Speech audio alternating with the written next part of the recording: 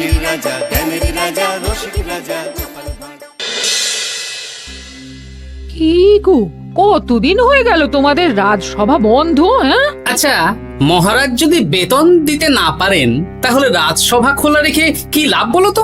বলি বাড়িতে যা চাল আছে এক সপ্তাহের বেশি আর রান্না হবে না কিন্তু। হ্যাঁ, সেই জন্যই তো হিসেব করছি।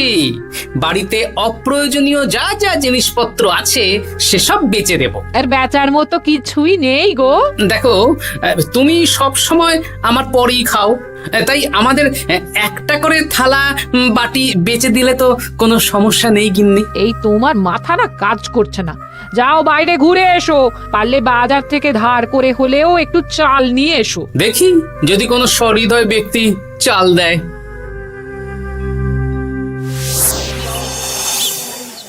না গোপাল দাদা, বাজারের অবস্থা খুব খারাপ, আর আমি ধারে বিক্রি করছি না। আহা, আরে আমি কোনোদিন তোমার একানাও বাকি রেখেছি বলো? আমি বুঝতে পারছি গোপাল দাদা, কিন্তু আমিও নিরুপায়। গত মাসের বেতন এখনো পাইনি। মহারাজ অনির্দিষ্ট কালের জন্য রাজসভা বন্ধ রেখেছেন। বিশ্বাস করো, বেতন পেলেই তোমার ধার আমি মিটিয়ে দেব। এই সপ্তাহ খানেক আগে একই কথা বলে সেনাপতি ধারে 25 কেজি চাল নিয়ে গেছেন। এখন ওনার কোনোই পাত্তা নেই। কি যে করি, কাছের বন্ধু বলতে বিজ্ঞানী আর সভাকবি। দেখি ওদের বাড়িতে একবার ঢুঁ মেরে।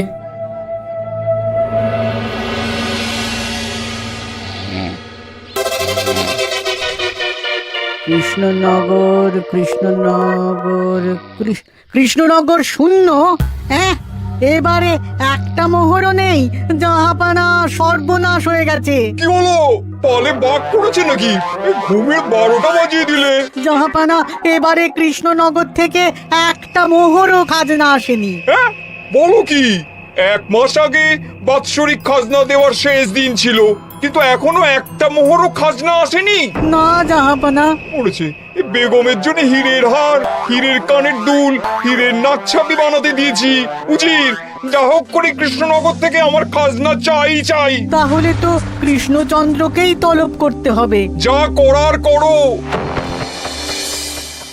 বাবা, এই সময় তোমার শখ হয়েছে ময়না পোষা? আরে না না, আমি পুষিনি। একটা পশ্চিমের গ্রামে কদিন আগে ঘুরতে গিয়েছিলাম। আচ্ছা, ওখান থেকে নিয়ে এসেছো? না, তাও আনিনি, ছোলা খেতে দিয়েছিলাম। দেখি তারপর আমার পিছনে উড়ে উড়ে চলে এসেছে। বাবা, এ তো ভালো কথা। বিয়ে তো করলে না, তাও একটা সঙ্গী জুটেছে। এ যে সে পাখি নয় গোপাল, এ ময়না কথা বলে, দেখবে। এই ময়না, বলো তো গোপাল এসেছে। আরে বাস, বলো তো গোপালের ভুঁড়ি আছে আমার নেই। বেশ। এ ভোরবেলা আমার কাছে আসে, সারাদিন আমার কাছে থাকে, আবার সন্ধে হলেই নিজের বাসায় নিজেই ফিরে যায়। বুদ্ধিমান পাখি। ওই গ্রামে শাখে শাখে ঝাঁকে ময়না। বেশ, বুঝলাম। তা বিজ্ঞানী, তোমার কাছে আমি আসলে একটা দরকারে এসেছি। বলো কি দরকার? আসলে ওই টানাটানির সংসার চলছে, বুঝলে। বাড়িতে চাল বাড়ন্ত, কদিন পরে হাঁড়ি চড়বে না। তুমি কিছু পয়সা ধার দিতে পারবে? আরে এমন করে বলছো কেন? আমার তো সংসার নেই, এত খরচও নেই। তুমি বাড়ি যাও, আমি 2 বস্তা চাল পাঠিয়ে দেব। ধন্যবাদ বিজ্ঞানী, তোমার মতো বন্ধু পাওয়া মুশকিল। বন্ধুত্বে এইসব ধন্যবাদ দেওয়ার দরকার নেই, একে অপরের পাশে থাকলেই হলো।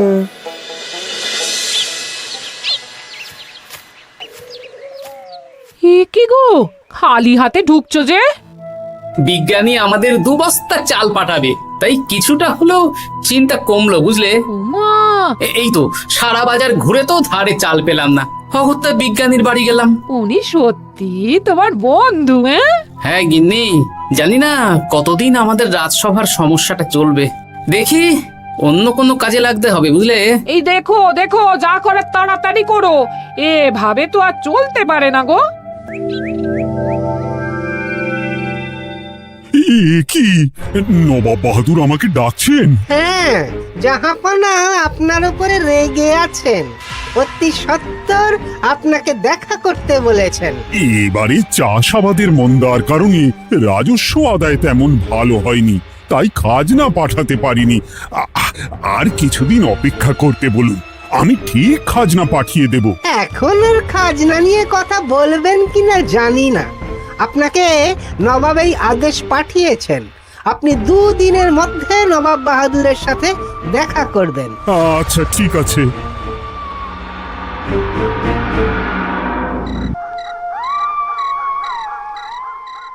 মহারাজ, এই বিপদের সময় আপনাকে একমাত্র একজনই সাহায্য করতে পারে, আর সে হলো গোপাল। আমি কোন মুখে গোপালকে ডাকবো বলো তো রানী? দীর্ঘদিন ওদের বেতন দিতে পারছি না। গোপাল এরকম স্বার্থপর মানুষই নয় যে নিজের কাজের সময় কাজী আর কাজ ফুরলে বাজি হয়ে যাবে। আপনি একবার বলেই দেখুন না। বেশ, তাহলে আগামীকাল সকালেই গোপালকে ডেকে পাঠাচ্ছি।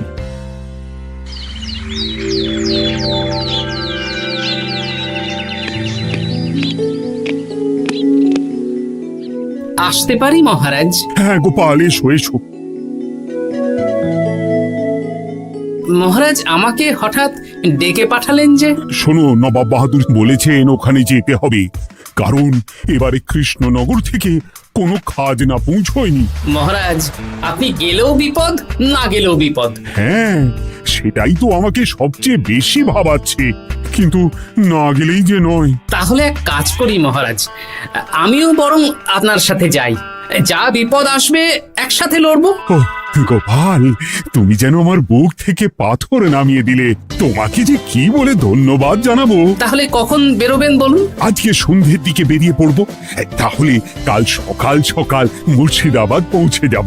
কতদিন থাকতে হবে তো কিছুই জানি না, তাহলে ওই 3-4টে জামা কাপড় ধুতি নিয়ে নেব, কি বলেন? হ্যাঁ হ্যাঁ, তাই নিও। তাহলে সন্ধ্যেবেলা রাজবাড়িতে এসো, একসাথেই বেরিয়ে পড়বো। আচ্ছা মহারাজ। বলি, তোমার কি মুর্শিদাবাদে না গেলেই নয় গো? আমাকে তো যেতেই হবে গিন্নি। জানি নবাব বাহাদুর কিভাবে ছক করে কল করে, তুমি সাবধানে থেকো গো। দেখো, আমি যখন যাচ্ছি তখন নবাব বাহাদুরকে এবার সাবধানে থাকতে হবে। হ্যাঁ, ঠিক আছে ঠিক আছে, মাথা ঠান্ডা রাখবে, বেশি ওস্তাদি করতে যাবে না। এমনিতেই আমাদের অবস্থা এখন ভালো নয়। আরে তুমি অতিরিক্ত চিন্তা করো না তো গিন্নি। জাহাপনা, কন্যাগুলো কবে আসবে? এখনো 2-3 দিন সময় লাগবে বেগম। এত সময় লাগছে কেন জাহাপনা? দেশের কোণে কোণে খুঁজে সেরা সেরা হিরে দিয়ে বানানো হচ্ছে, যে সময় তো লাগবেই বেগম। তাহলে তো অনেক খরচ হচ্ছে। তাও হচ্ছে বটে, কিন্তু তোমার জন্য আমি সব করতে পারি। আমাদের মুর্শিদাবাদের হীরালালের হাতের কাজ দেশের সেরা। আপনি সত্যি আমাকে ভালোবাসেন, আমার জন্য এত খরচ করে গয়না বানিয়ে দিচ্ছেন। তুমি খরচ নিয়ে এত চিন্তা করো না। কৃষ্ণনগর থেকে এই বছর ভালো খাজনা প্রাপ্য ছিল, কিন্তু এখনো একটা কানাকড়িও আসেনি। তাহলে আপনার গয়না বানাতে যা খরচ হবে সব আপনার সিন্দুক থেকে দিয়ে দেবেন? না না না, কৃষ্ণনগর থেকেই আদায় করব, ওকে তলব করেছি।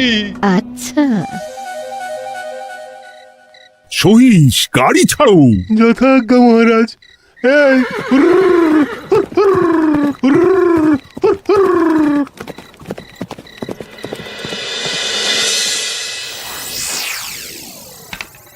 এত রাতে আবার কে এলো রে বাবা? খুলছি খুলছি।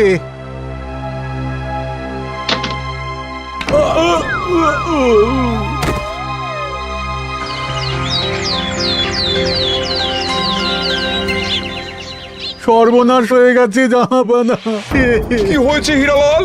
নবাব বাহাদুর, মহারাজ কৃষ্ণচন্দ্র আর গোপাল এসেছেন আপনার সাথে দেখা করতে। ওদের দরবারে আসতে বলো। হ্যাঁ, এবার বলো হীরালাল, কি হয়েছে? এই, তোমার মাথায় পট্টি কেন? জাহাপানা, গত রাতে আমার সর্বস্ব লুট হয়ে গেছে। বলো কি হীরালাল? তোমার কাছেই তো বেগমের হীরের সব গয়নাগাটি বানাতে দিয়েছিলাম। হ্যাঁ জাহাপানা, সব গেছে। আমার মাথায় মেরে সব লুট করে নিয়ে গেছে। এবার আমি কি করব জাহাপানা? বেগম সাহেবা, আপনার গয়না যে হীরালাল শেখরার কাছে জাহাপনা বানাতে দিয়েছিলেন, ওনার সব লুট হয়ে গেছে। মানে আমি এক্ষুনি নিজের কানে শুনে এলাম, এখন হীরালাল শেখরা এসেছে। আমি এক্ষুনি যাচ্ছি। কি করব জাহাপানা, আমার তো সব শেষ হয়ে গেল। আমি কোনো কথা শুনতে চাই না, আমার ওই হীরের গয়নাগুলো চাই। চাই বললেই তো পেয়ে যাবে না। এখন এই গয়না শুধু নয়, হীরালালের সব সোনা দানা চুরি হয়ে গেছে। সেগুলো খুঁজে পেতে হবে। বিগত কয়েক বছর আমার মুর্শিদাবাদে কোনো চুরি ডাকাতি হয়নি। প্রত্যেকটা গ্রামবাসী সুখে শান্তিতে আছে। বাইরের কোনো শত্রু আসারও সুযোগ নেই। গ্রামের সীমানায় দিন রাত প্রহরী থাকে। যদি এসেও থাকে, পালাতে পারবে না। এবারে তাহলে চোরটা কে বুঝবো কি করে? এসব সামান্য চোর ধরার কাজ আমার কাছে নস্যি। জাহাপনা, আপনি যদি কৃষ্ণনগরের এবছরের খাজনা মকুব করে দেন, তাহলে আমি চোর ধরার ক্ষেত্রে সাহায্য করতে পারি। ঠিক আছে কৃষ্ণচন্দ্র, তোমার এই গোপাল যদি চোর ধরে দিতে পারে, তাহলে এবছরের খাজনা মুকুব। আগে আমি ওই শেখরার সাথে একান্তে কিছু কথা বলতে চাই। বেশ, প্রহরী প্রহরী, তুমি গোপাল আর শেখরাকে একটা ঘরে নিয়ে যাও। আসুন। এবার আপনি চুরির ঘটনাটা বলুন। চুরি না, ডাকাতি। সে যাই হোক, বলুন বলুন। গতকাল রাতে, তারপর সকালে জ্ঞান ফিরে ঘরে গিয়ে দেখি সব ফাঁকা। আমার ঘরের সাথেই লাগোয়া দোকান। আচ্ছা, দেখুন, আমি আপনার কথা শুনে আর একটু আগের যা আলোচনা শুনলাম, তার থেকে মনে হচ্ছে এই চোর স্থানীয় চোর। কি করে বুঝলেন? কারণ বাইরের চোর হলে তো এত নিখুঁত কাজ করা সম্ভব নয়। চোর নিশ্চয়ই আপনাকে ব্যক্তিগতভাবে চেনে। হ্যাঁ, এবার মশাই আপনি বলুন তো, আপনার কোনো শত্রু আছে? না, শত্রু নেই তেমন। আমার সাথে কারো সম্পর্ক খারাপ নেই। আর আমাদের পাড়ায় সবাই ব্যবসায়ী, সবাই সম্ভ্রান্ত লোকজন। বেশ, তাহলে সব ব্যবসায়ীদেরকেই ডাকতে হবে। আমি নবাব বাহাদুরকে বলে দিচ্ছি, আপনি এখন আসুন। নবাব বাহাদুর, আপনি ওই গ্রামের সকল ব্যবসায়ীদের আপনার মহলে ডাকার ব্যবস্থা করুন। সবাই কিন্তু বেশ সম্ভ্রান্ত ব্যবসায়ী। সে হোক না, ওই গ্রামে তো সবাই ব্যবসায়ী, আর বাইরের কোনো লোক গ্রামে ঢোকেনি বা বাইরেও যায়নি।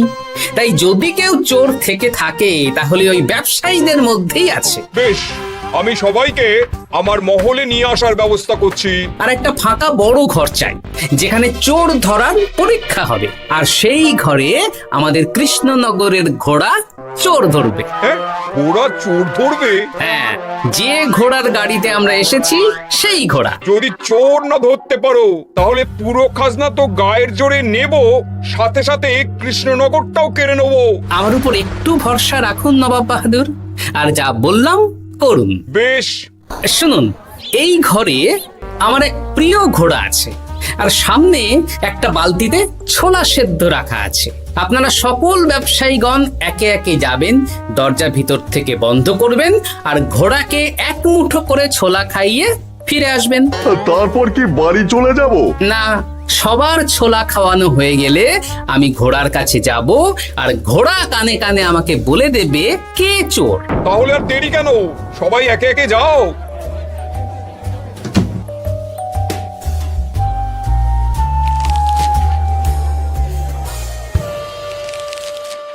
কি করি যদি ঘোড়া সত্যি সত্যি বুঝে যায়? ছোলা খাওয়াবোই না। ব্যাস, ছোলা খাওয়ানো হয়ে গেল। এবার এবার গোপাল বলো তো কে চোর? দাঁড়ান, ঘোড়ার মুখের কথা শুনে আসি।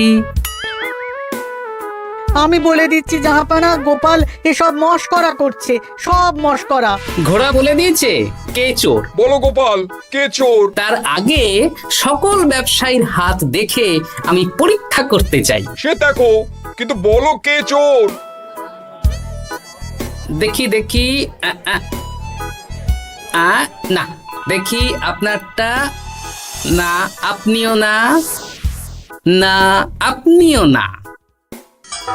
একি মশাই, চুরিটা তো আপনিই করেছেন, আপনিই চোর। কি উল্টো পাল্টা কথা বলছেন? আমি চুরি করিনি। হ্যাঁ, আপনিই চুরি করেছেন, তাই ভয়ে ঘোড়াকে ছোলা খাওয়াননি। কারণ আমি ছোলার মধ্যে রান্নার হলুদ গুঁড়ো মিশিয়ে রেখেছিলাম, তাই যারা যারা ঘোড়াকে ছোলা খাইয়েছেন সবার হাতেই হলুদ রং লেগে আছে। শুধু ওর হাতে নেই। ভাই, শেষে তুই? তোর মনে মনে এত হিংসা? ভাই মানে? আরে ও তো আমার খুড়তো ভাই পান্নালাল, ওরও সোনা গয়নার ব্যবসা। ব্যাস, এবার তাহলে বলেই দিন পুরো ব্যাপারটা, কারণ এখান থেকে পালানোর কোনো পথ নেই। ভুল হয়ে গেছে জাহাপনা, আমার দাদা আমার থেকে অনেক বেশি রোজগার করতো, তাই আমার মনে মনে হিংসে ছিল। তারপর বেগম সাহেব আর হীরের গয়না বানানোর এত বড় বায়না পেল, তাই হিংসা আরো বেড়ে গেল। আর তুই চুরি করলি? চুরির সব জিনিস কোথায় আছে? আমার বাড়িতেই আছে জাহাপনা। সাব্বাস গোপাল, সাব্বাস। তোমার কি বুদ্ধি! তাহলে জাহাপানা, কথা মতন আমাদের এই বছর তাহলে খাজনা দিতে হচ্ছে না। না, কথা যখন দিয়েছি তখন আমি তো আর কথার খেলাপ করতে পারি না। আচ্ছা গোপাল, তোমার তো এত বুদ্ধি, আমার একটা শখ পূরণ করতে পারবে? কি শখ বলুন নবাব বাহাদুর। আমার অনেক দিনের ইচ্ছে একটা হাওয়া মহল বানাবো, কিন্তু ঘরামি রাজমিস্ত্রি কেউই বানাতে পারবে না বলছে। তুমি কি বানিয়ে দিতে পারবে? আগে পারবো জাহাপনা, কিন্তু তার বদলে আমি কি পাবো? আগামী 5 বছর কৃষ্ণনগরের খাজনা মুকুব, আর তোমাকে আমি 100 মোহর উপহার দেবো। বেশ, তাহলে আপনি আমাকে দিন 7 সময় দিন, আর 7 দিন পরে আমার বাড়ির সামনে চলে আসুন। হাওয়া মহল বানিয়ে রাখবো, আপনি নিয়ে যাবেন। বেশ, তাহলে 7 দিন পরে কৃষ্ণনগরে দেখা হচ্ছে। যদি না বানাতে পারো তাহলে কিন্তু আগামী 5 বছর কৃষ্ণনগরকে দ্বিগুণ খাজনা দিতে হবে, এই আমি বলে দিলাম। বেশ, রাজি।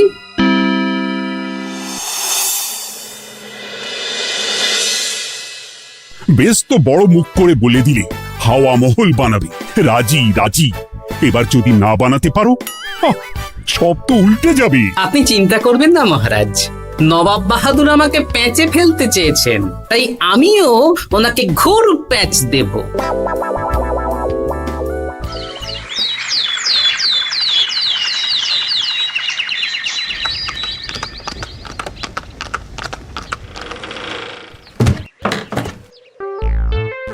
কি গোপাল, আরে কোথায় আমার হাওয়া মহল? 7 দিন হয়ে গেছে তো, তাই মহল দেখতে চলে এলাম। কাজ একদম শেষ পর্যায়ে, চলুন পশ্চিমের মাঠে চলুন। গিন্নি, তুমি মহারাজকে খবর দাও আর বলো পশ্চিমের মাঠে চলে আসতে। আরে তাড়াতাড়ি কর, তাড়াতাড়ি কর। ওই দেখুন, আপনার হাওয়া মহল তৈরি হয়ে গেছে। কই? উপরে দেখুন। ওরে, নবাবের হাওয়া মহল বলে কথা, ইট কথা হয়ে গেছে। এবার রং কর, রং কর। হাওয়া মহল রং করছি তো, এত তাড়া দিস না। আরে তাড়াতাড়ি কর, তাড়াতাড়ি কর। আরে এসব আবার কি? ময়না পাখি হাওয়া মহল তৈরি করছে? হ্যাঁ, হাওয়া মহল তো, তাই হাওয়াতেই তৈরি হচ্ছে। হাওয়া তো আর চোখে দেখা যায় না, আমি তৈরি করিয়ে দিয়েছি। এবার জাহাপানা আপনি নিয়ে যান। হয়ে গেল, এবারেও গোপাল দাও মেরে দিল। মানে আমি কি করে? সে তো জানি না জাহাপনা, আপনি বলেছিলেন হাওয়া মহল বানিয়ে দিতে হবে, আর আমি আপনার আবদার পূরণ করেছি। এখন আগামী 5 বছর আমরা খাজনা মুক্ত। সাব্বাস গোপাল। ওরে, রংটা ভালো করে কর, ভালো করে কর। নবাবের হাওয়া মহল। গোপাল, তুমি সত্যিই বুদ্ধিমান, তোমার বুদ্ধির জবাব নেই। শোনো, আগামী 5 বছর কৃষ্ণনগরের খাজনা মুকুব, আর এই নাও তোমার 100 মোহর উপহার। এবার বলো, তুমি এই অসম্ভবকে সম্ভব করলে কি করে? আমি বুঝতেই পেরেছিলাম, আপনার মুর্শিদাবাদের চোর ধরার পরে আপনি আমাকে যখন হাওয়া মহল বানাতে বললেন, তখন নিশ্চয়ই কোনো উদ্দেশ্য আছে। কারণ আপনি তো মন থেকে চাননি যে খাজনা না দিয়ে আমরা মুক্তি পাই। তাই গোপাল এই চালটা চাললো। যদিও আমি গোপালকে একটু সাহায্য করেছি। কিরকম সাহায্য? কদিন আগে আমি বিজ্ঞানীর ঘরে গিয়ে দেখি একটা ময়না হুবহু মানুষের মতন কথা বলছে। আর বিজ্ঞানী বলল এরকম অনেক ময়না পাখি আছে। ব্যাস এই এক সপ্তাহ ধরে আমি ময়নাগুলোকে বিভিন্ন বুলি শেখালাম, আর ওরা সেগুলোই বলে চলেছে। নয় হ্যাঁ। ওরে রংটা ভালো করে কর, ভালো করে কর, নবাবের হাওয়া মহল। মহারাজ 100 মোহর আপনি রাখুন। আমাদের সব সভাসদদের এই মোহর থেকেই আপাতত বেতন দিয়ে রাজসভা শুরু করুন। ধন্যবাদ গোপাল, তোমাকে আমার সভাসদ পেয়ে আমরা সবাই ধন্য। আর বিজ্ঞানীকেও। হাসির রাজা জ্ঞানের রাজা রসিক রাজা